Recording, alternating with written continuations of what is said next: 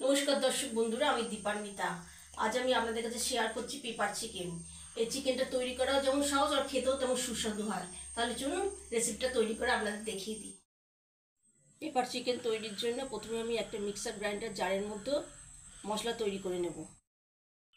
প্রথমে দিলাম একটি আধ ইঞ্চি সাইজের একটা আদার টুকরো, তারপরে দিলাম 6টা কাঁচা পাকা লঙ্কা, আর দিলাম 10 কোয়া গোটা রসুনের কোয়া। এবারে দিলাম হাফ কাপ টক দই। তবে এর মধ্যে আলাদা করে আর জল দিচ্ছি না, দইতে যা জল থাকে তাই দিয়ে বাটাটা আমাদের হয়ে যাবে। এবার এটাকে ফাইন পেস্ট করে নেব। এখানে আমি 500 গ্রাম মুরগির মাংস নিয়েছি।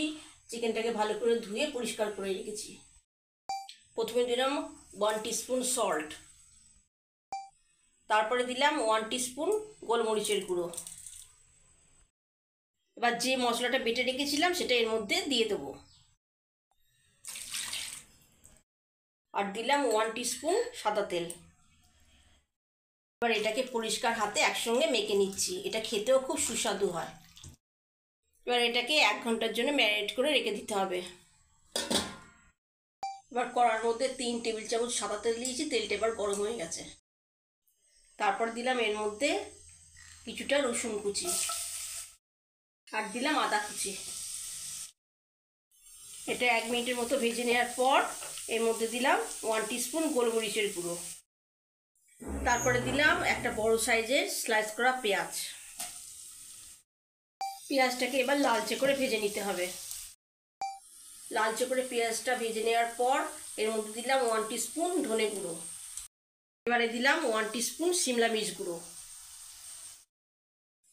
1 মিনিটের মতো লো ফ্লেমে মশলাটাকে ভেজে নিতে হবে। মশলাটা এবার আমার ভাজা হয়ে গেছে। এবার এর মধ্যে ম্যারিনেট করা মাংসটাকে দিয়ে দিলাম।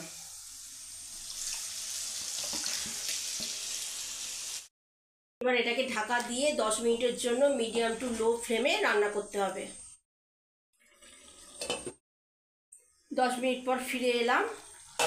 এবার এর মধ্যে 1 কাপ জল দিয়ে দিলাম। এবার চিকেনটাকে আবার ঢাকা দিয়ে লো ফ্লেমে পুরোপুরি সেদ্ধ করে নেব। কিছুক্ষণ পর ফিরে এলাম। চিকেনটা এবার আমার পুরোপুরি সেদ্ধ হয়ে গেছে। এবার সামান্য একটু নুন দিয়ে দিলাম। নুনটা আপনারা নিজেরা স্বাদ অনুযায়ী দেবেন। নুনটা দিয়ে মিশিয়ে দিলাম। এবার আমার পেপার চিকেন করা কমপ্লিট। এটা আমি এবার গরম গরম সার্ভ করব।